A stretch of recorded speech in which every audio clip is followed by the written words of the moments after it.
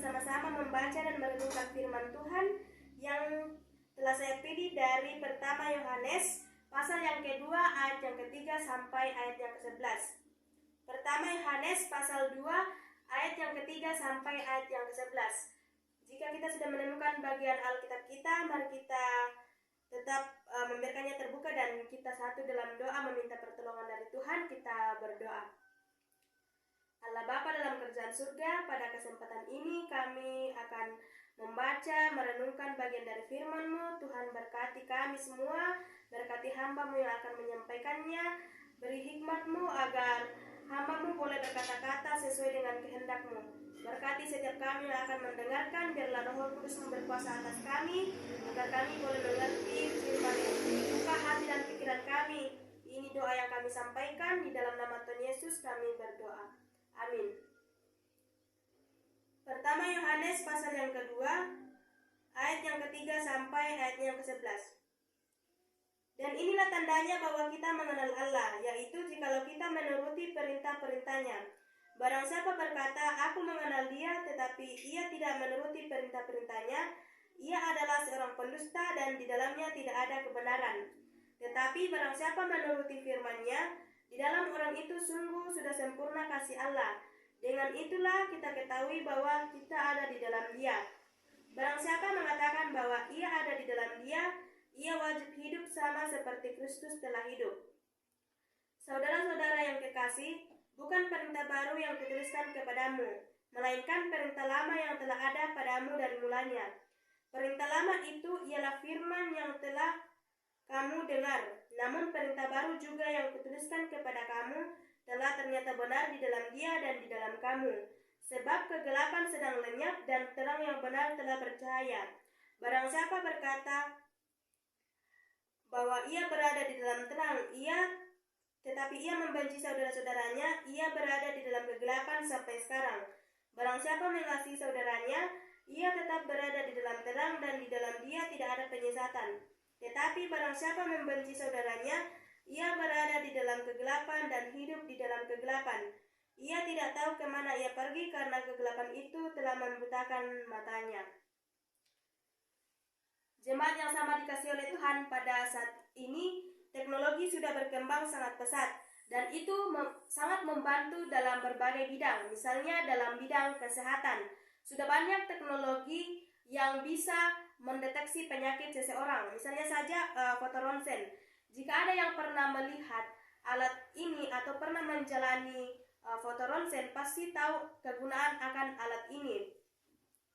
Alat ini digunakan oleh para dokter untuk melihat kondisi bagian dalam tubuh seseorang. Alat ini digunakan untuk mengidentifikasi apakah seseorang mengidap penyakit paru-paru, apakah seseorang mengidap penyakit jantung, atau adakah bagian tulang yang patah dan sebagainya. Melihat hal ini kemudian terlintas dalam benak saya, seandainya alat ini juga bisa digunakan untuk mengidentifikasi apakah seseorang benar-benar mengenal Allah atau belum. Pasti ini akan sangat membantu kita untuk mengetahui seberapa banyak orang yang benar-benar mengenal Allah, bukan? Kita bisa mengetahui seberapa dekat kita dengan Allah, kita bisa mengetahui bagian dalam hidup kita yang masih dalam kegelapan dan sebagainya. Jadi kita hanya perlu menjalani foto ronsen. Kemudian saat ini juga sudah ada teknologi yang bisa mengidentifikasi emosi seseorang melalui teknologi buatan manusia. Kemudian juga sudah ada aplikasi untuk mengungkapkan identitas seseorang hanya dengan memindai wajah mereka atau melalui sidik jari, dan itu akan mengungkapkan identitas mereka. Tetapi pada kenyataannya bahwa sampai pada saat ini belum ada teknologi yang bisa digunakan untuk mengungkapkan, untuk mengidentifikasi apakah seseorang benar-benar mengenal Allah atau belum. Saudara-saudara, jika ada seseorang yang bertanya, apakah kamu benar-benar mengenal Allah? Apa jawab saudara? Ya, mungkin ada yang akan mengatakan bahwa ya tentu saja saya mengenal Allah karena saya seorang Kristen, orang tua saya Kristen, dan sejak kecil saya hidup dalam kekristenan. Atau ada yang akan menjawab bahwa tentu saja saya mengenal Allah, KTP saya Kristen, atau saya rajin pelayanan di gereja, setiap hari saya membaca Alkitab, saya sering membaca buku-buku tentang Allah, atau ada yang akan menjawab bahwa saya mengenal Allah karena saya seorang mahasiswa teologi, mahasiswa pendidikan agama Kristen, atau ada juga yang menjawab bahwa saya mengenal Allah, tentu saja saya mengenal Allah karena saya seorang pendeta, saya seorang penginjil, dan sebagainya. Saudara-saudara, apakah itu sudah menjamin bahwa saya dan kita sekalian ini sudah benar-benar mengenal Allah? Sebenarnya bagaimana sih kita bisa mengetahui bahwa kita sudah benar-benar mengenal Allah atau belum? Apakah tanda-tanda seseorang benar-benar mengenal Allah? Jemaat yang dikasihi oleh Tuhan, pada saat ini kita akan belajar di bawah satu tema perenungan, yaitu tanda-tanda mengenal Allah. Tanda-tanda mengenal Allah. Perlu kita ketahui bahwa kata antara mengetahui dan mengenal itu berbeda. Mengetahui itu hanya sebatas kulit luarnya saja, sedangkan mengenal itu tingkatnya lebih dalam. Untuk mengenal seseorang diperlukan niat yang sungguh-sungguh, diperlukan usaha, diperlukan kerja keras, diperlukan pengorbanan waktu, perlu bergaul, dan sebagainya. Mengenal berbeda dengan hanya mengetahui seseorang. Jika kita mengenal seseorang, dibutuhkan adanya komunikasi dua arah dan tentunya pernah membangun sebuah hubungan atau relasi yang spesial. Misalnya sebagai sahabat, sebagai pacar, sebagai saudara, dan sebagainya. Kita bisa menjelaskan kepribadian mereka, sifat mereka, kehidupan mereka dengan jelas dan tidak berkata bahwa katanya dia seperti itu, katanya dia seperti ini, tetapi kita bisa menjelaskan kepribadian mereka, sifat mereka, kehidupan mereka dengan jelas. Mengapa? Karena kita mengenal mereka secara pribadi, jadi kita bisa menjelaskannya dengan jelas.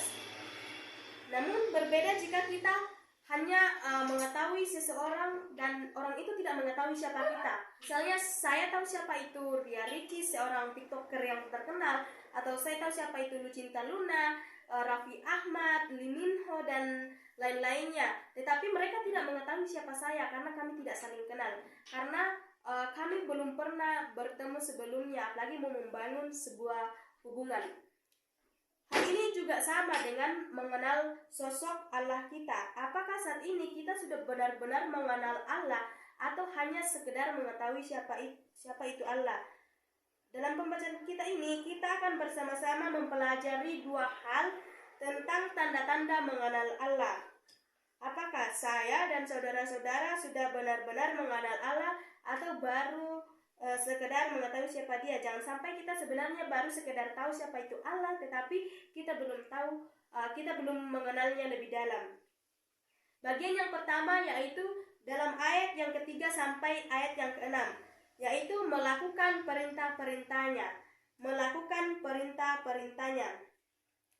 Kita baca ayat yang ketiga. Dan inilah tandanya bahwa kita mengenal Allah, yaitu jikalau kita menuruti perintah-perintahnya. Jadi melakukan perintah-perintah Allah. Ayat keempat, barang siapa berkata, aku mengenal dia tetapi ia tidak menuruti perintah-perintahnya, ia adalah seorang pendusta dan di dalamnya tidak ada kebenaran. Tetapi barang siapa menuruti firman-Nya, di dalam orang itu sungguh sudah sempurna kasih Allah. Dengan itulah kita ketahui bahwa kita ada di dalam Dia. Barang siapa mengatakan bahwa ia ada di dalam Dia, ia wajib hidup sama seperti Kristus telah hidup. Saudara-saudara, ketika seseorang mengatakan bahwa saya sudah mengenal Allah dan melakukan perintah-perintahnya, berarti dia sudah benar-benar mengenal Allah.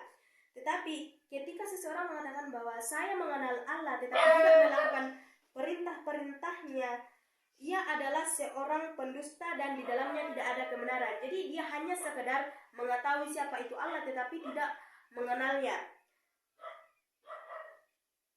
Saudara-saudara, kita sudah ada di dalam Dia ketika kita melakukan firman-Nya. Ketika kita mengatakan bahwa aku ada di dalam Dia, maka kita wajib hidup sama seperti Kristus telah hidup. Terkadang kita mengatakan bahwa saya sudah mengenal Allah, tetapi Pada kenyataannya ketika tetangga yang membeli kulkas, kita yang kedinginan. Atau ketika tetangga yang membeli mobil, suara kita yang lebih berisik dari mobil tersebut. Kita kesana sini bergosip, tuh tetangga sebelah kiriku, atau lihat tetangga tetangga di depanku, dia sudah membeli mobil, tapi mungkin uang hasil korupsi suaminya, Ji. Firman Allah mengatakan, jangan iri dengan milik sesamamu, jangan iri dengan milik sesamamu. Jangan bersaksi dusta, jangan memfitnah, tetapi kita malah melakukannya. Kita malah mengabaikan perintah-perintah Allah. Yohanes mengatakan bahwa orang-orang seperti itu adalah pendusta. Dalam Yohanes 8 ayat 44, kita buka firman Tuhan, Yohanes pasal 8 ayat 44. Iblislah yang menjadi bapamu dan kamu ingin melakukan keinginan-keinginan bapamu. Ia adalah pembunuh manusia sejak semula dan tidak hidup dalam kebenaran, sebab di dalam dia tidak ada kebenaran. Apabila ia berkata dusta, ia berkata atas kehendaknya sendiri, sebab ia adalah pendusta dan bapa segala dusta. Bapa segala dusta. Jemaat yang sama dikasih oleh Tuhan, dikatakan bahwa iblis adalah pendusta dan bapa segala dusta. Jadi jika seseorang mengatakan bahwa saya sudah mengenal Allah, tetapi tidak melakukan perintah-perintahnya, Yohanes mengatakan bahwa orang tersebut adalah pendusta. Kalau seseorang adalah pendusta, maka siapakah bapaknya? Bukankah iblis adalah bapa segala dusta? Saudara-saudara, iblis juga tahu loh siapa itu Allah, tetapi ia tidak melakukan perintah-perintah Allah karena ia tidak mengenalnya. Ia tidak mengenal Allah. Saudara-saudara, ketika kita masih kecil, ketika kita masih di sekolah minggu, terkadang kita menyanyikan lagu happy ya ya ya, happy ya ya ya, aku senang jadi anak Tuhan, siang jadi kenangan, malam jadi impian, cintaku semakin mendalam. Atau dalam ibadah-ibadah kita menyanyikan pujian yang berkata, sungguh ku bangga Bapa, punya Allah seperti Engkau. Dan selanjutnya, saudara-saudara, apakah kita sudah benar-benar adalah anak-anak Allah? Apakah kita sudah benar-benar bangga jadi anak-anak Allah? Apakah kita sudah benar-benar mengenal Allah? Jika kita adalah anak-anak Allah, kalau kita bangga jadi anak-anak Allah, maka mari kita mengenalnya lebih dalam. Mari kita mengenalnya lebih dekat dengan melakukan perintah-perintahnya. Bagian yang kedua yang akan kita pelajari, yaitu dalam ayat yang ke-7 sampai ayat yang ke-11. Hidup dalam terang. Hidup dalam terang. Saudara-saudara sekalian, terang diidentikan dengan kasih, sedangkan kegelapan diidentikan dengan kebencian. Terang juga melambangkan kebaikan Allah dan kehadiran Allah, sedangkan kegelapan melambangkan ketiadaan Allah atau ketidakhadiran Allah. Hidup dalam kegelapan sama dengan hidup tanpa Allah, dan orang yang tidak mengenal Allah tidak memiliki pengharapan dan kepastian hidup. Sebaliknya, orang yang hidup dalam terang mengenal Allah dan ia percaya bahwa di dalam Allah ada pengharapan, ada kepastian hidup. Saudara-saudara, dalam ayat ke-8 firman Allah mengatakan bahwa sebab kegelapan sedang lenyap dan terang yang benar telah bercahaya. Sebab kegelapan sedang lenyap dan terang yang benar telah bercahaya. Di dalam Kristus tidak ada kegelapan karena Yesus Kristus sendiri adalah terang yang sejati atau terang yang sesungguhnya. Ketika terang Yesus yang sejati menerangi hidup kita, maka semua elemen kegelapan dalam hidup kita akan hilang. Kemudian kasih, kebenaran Yesus Kristus, sukacita akan meluap dari hati kita. Kemudian semuanya akan menjadi baru. Ketika terang Yesus yang sejati itu menerangi hidup kita dari hari ke hari, kegelapan surut dan akhirnya akan menghilang. Dalam ayat yang ke-9 dikatakan bahwa ketika seseorang hidup mengasihi sesamanya, berarti ia hidup dalam terang dan di dalam dia tidak ada penyesatan. Sedangkan orang yang hidup dalam kebencian menandakan bahwa ia hidup di dalam kegelapan. Ia tidak tahu harus kemana karena kegelapan itu telah membutakan matanya. Kegelapan itu telah membutakan matanya. Jemaat yang sama dikasih oleh Tuhan, pernahkah Anda mencoba untuk berjalan dalam kegelapan? Apa yang terjadi ketika kita mencoba untuk berjalan dalam kegelapan? Jalan kita pastinya tidak akan teratur ya. Jalan kita pasti tidak teratur. Kita akan tersesat, kita akan terantuk di sana sini. Jadi jalan kita tidak teratur. Kita tidak tahu harus kemana karena gelap.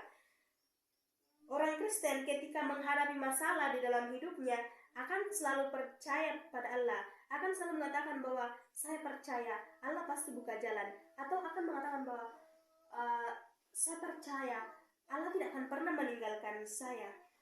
Orang Kristen yang benar-benar mengenal Allah dalam kesehariannya selalu mengasihi orang lain karena ia tahu bahwa Allah sendiri telah lebih dahulu mengasihi dia, dan ia tidak hidup dalam kebencian karena ia tahu bahwa hidup dalam kebencian itu hanya menguras emosi, hanya menguras tenaga, hanya menguras waktu. Jadi dia akan lebih suka mengasihi daripada hidup dalam kebencian, karena ketika seseorang hidup dalam kebencian, ia hidupnya tidak akan teratur dan dia tidak akan tahu apa yang harus dilakukan karena ia hanya sibuk dengan kebenciannya. Ia hidup dalam kebencian dan tidak melakukan hal lain. Namun orang yang mengenal Allah pasti selalu memiliki pengharapan hidup, selalu memiliki kepastian hidup di dalam Allah. Dalam Yohanes pasal 8 ayat 12 mengatakan bahwa akulah terang dunia, barang siapa mengikut aku, ia tidak akan berjalan dalam kegelapan, melainkan ia akan mempunyai terang hidup. Jemaat yang sama dikasih Tuhan, ketika kita merasa bahwa hidup kita masih dikuasai oleh kegelapan, maka datanglah kepada Tuhan untuk menerangi hidupmu. Hiduplah berjalan di dalam terang kasih Yesus Kristus, mengasihi sesama seperti Kristus yang lebih dulu mengasihi kita. Kasih Allah itu sungguh luar biasa bagi kita. Segala pengorbanannya, segala yang dilakukan untuk kita itu sungguh luar biasa. Lalu, apakah kita tidak ingin merespon kasih Allah yang luar biasa itu? Ia ingin agar kita mengenalnya. Ia ingin agar kita dekat dengannya. Ia ingin agar kita melakukan perintah-perintahnya dan kelak akan bersama-sama dengan dia di dalam kerajaannya. Jemaat yang sama dikasih oleh Tuhan, ketika kita merasa bahwa hidup kita sudah semakin jauh dari Tuhan atau pengenalan akan Allah hanya sekedar samar-samar saja, maka pakailah kacamata iman. Maka pakailah kacamata iman untuk melihat Allah lebih dekat. Bacalah Alkitab. Tekunlah membaca firman Allah agar lebih banyak mengetahui perintah-perintahnya dan bisa berjalan di dalam terang. Oleh karena itu, ke depan, mari kita bersama-sama belajar mengenal Allah lebih dekat dengan melakukan perintah-perintahnya dan berjalan di dalam terang. Jangan sampai di akhir zaman kelak, Tuhan malah mengatakan kepada kita, aku tidak pernah mengenal kamu, enyahlah daripadaku, kamu sekalian pembuat kejahatan. Saudara-saudara, ingat, penyesalan selalu di akhir. Jangan sampai pintu sudah tertutup lalu menyesal. Amin atas firman Tuhan yang boleh kita renungkan pada kesempatan ini. Mari kita satu di dalam doa, kita berdoa. Bapa dalam kerajaan surga, pada saat ini kami berterima kasih karena kami boleh membaca dan merenungkan bagian dari firman-Mu. Terima kasih Tuhan, pada kesempatan ini kami boleh belajar tentang tanda-tanda mengenal Allah, yaitu bahwa ternyata tanda-tanda mengenal Allah yang sesungguhnya yaitu melakukan perintah-perintah Allah dan hidup di dalam terang. Terima kasih Tuhan buat firman-Mu.